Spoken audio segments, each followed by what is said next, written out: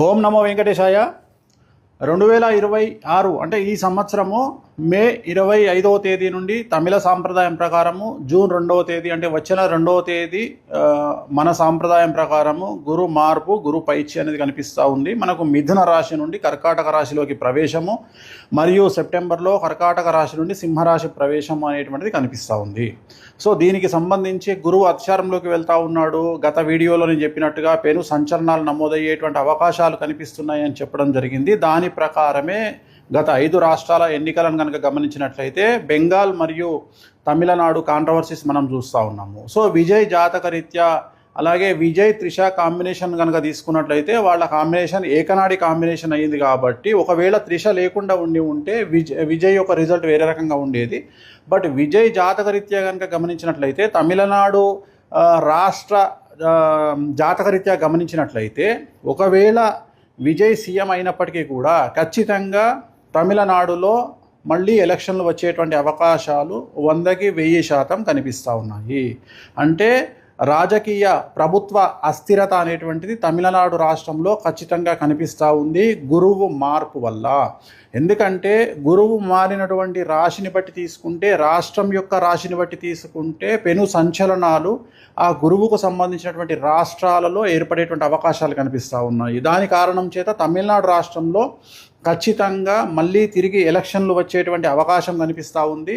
అది ఇంకొక సంవత్సరం తర్వాత అవ్వచ్చు, లేదా 6 నెలల్లో అవ్వచ్చు, లేదా నెల తర్వాత అవ్వచ్చు. కానీ ఖచ్చితంగా మళ్ళీ ఎన్నికలు తమిళనాడు రాష్ట్రంలో జరిగేటువంటి అవకాశాలు 100కి 1000% కనిపిస్తూ ఉన్నాయి. ఇది ఫస్ట్ ప్రయారిటీ.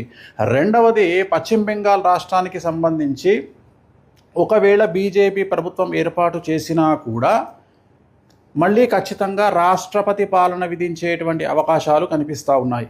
ఇక మీదట మమతా బెనర్జీ జాతకంలో తిరిగి ఎన్నికలలో పోటీ చేసి మళ్ళీ ముఖ్యమంత్రి అయ్యేటువంటి యోగము మమతా బెనర్జీ జాతకంలో కనిపించడం లేదు. కానీ బెంగాల్ జాతకంలో, పశ్చిమ బెంగాల్ జాతకంలో, రాష్ట్ర జాతకంలో ఖచ్చితంగా మళ్ళీ ఈ ఎన్నికల్లో గెలిచినటువంటి పార్టీ అంటే బీజేపీ పార్టీ ప్రభుత్వాన్ని ఏర్పాటు చేసినా కూడా ఖచ్చితంగా రాబోయే సంవత్సరంన్నరలో ఖచ్చితంగా రాష్ట్రపతి పాలన విధించేటువంటి అవకాశాలు కనిపిస్తూ ఉన్నాయి. కారణము బెంగాల్ రాష్ట్రానికి సంబంధించినటువంటి పశ్చిమ బెంగాల్ రాష్ట్రానికి సంబంధించిన జాతకం పరంగా రాబోయే సంవత్సరంన్నర పాటు మమతా బెనర్జీ జాతకంలో 2027 సెప్టెంబర్ వరకు అష్టమ శని నడుస్తూ ఉంది.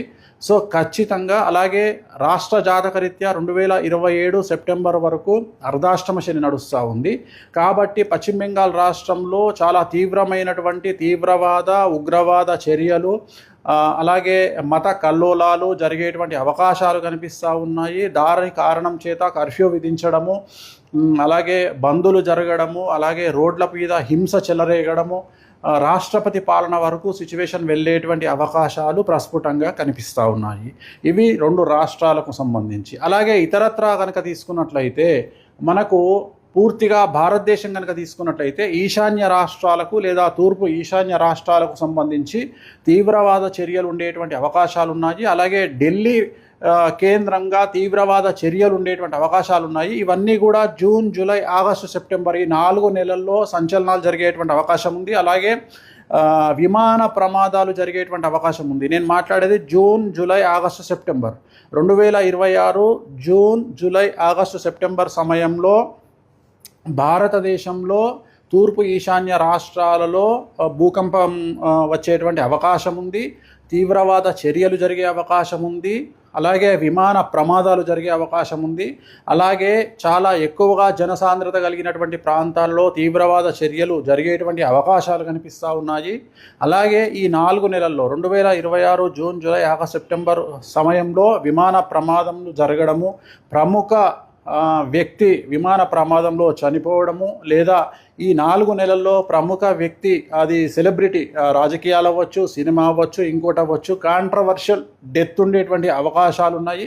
సో ఇవన్నీ కూడా ఈ సందర్భంగా ప్రత్యేకించి జరిగేటువంటి అవకాశాలు ఈ ప్రత్యేకమైనటువంటి జూన్, జూలై, ఆగస్టు, సెప్టెంబర్ 2026 సంవత్సరంలో ఈ 4 నెలల్లో జరిగేటువంటి అవకాశాలు ఉన్నాయి. అలాగే తెలంగాణ రాష్ట్రంలో రాజకీయ సంచలనాలు లేదా తెలంగాణ రాష్ట్రంలో ప్రముఖులు జైలు పాలవ్వడము లాంటి సంఘటనలు కూడా ఈ 4 నెలల్లో గోచరిస్తూ ఉన్నాయి.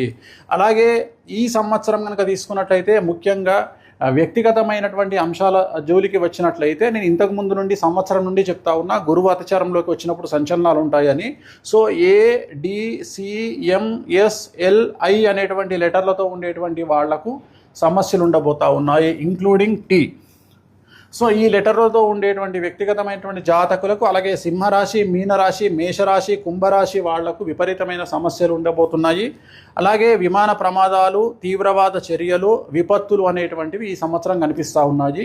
ఈ నెల 25వ తేదీ మే 25, 2026 నుండి దీని ప్రభావం అనేటువంటిది మన దేశం మీద కనిపించే అవకాశం ఉంది. అలాగే ప్రకృతి టోటల్ ప్రపంచాన్ని తీసుకున్నట్లయితే ఒక పెద్ద ప్రముఖ వ్యక్తి, ప్రపంచానికి సంబంధించినటువంటి ప్రముఖ వ్యక్తికి సంబంధించినటువంటి నిష్క్రమణ అంటే డెత్ అనేటువంటిది కనిపిస్తూ ఉంది. అది కాంట్రవర్షియల్ అవ్వచ్చు, నార్మల్ అవ్వచ్చు.